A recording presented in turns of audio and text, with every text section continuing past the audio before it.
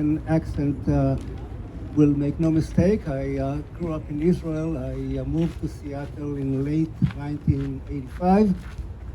I wrote stuff so it would be easier and faster. So thank you all. It is truly inspiring and empowering to be here all together.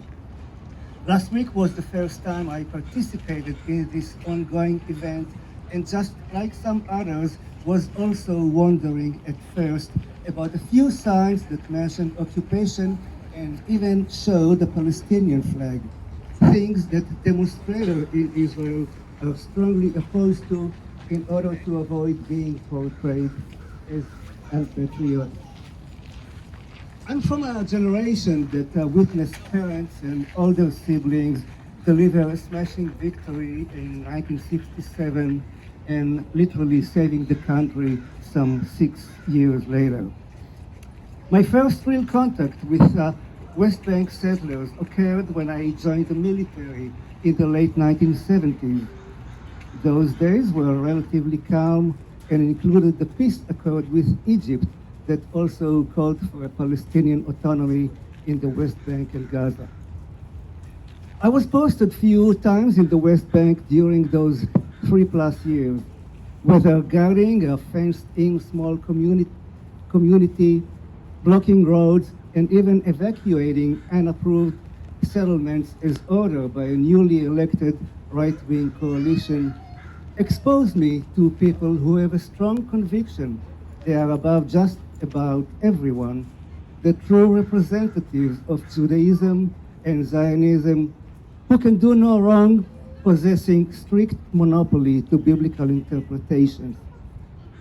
When you grow up in such an environment, you may lose respect for others, their heritage and property.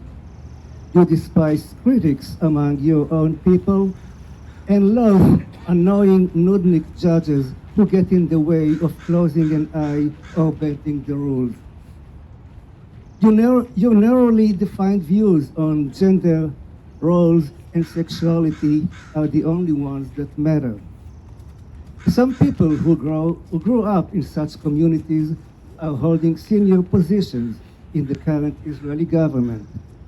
Their votes come from all over the country.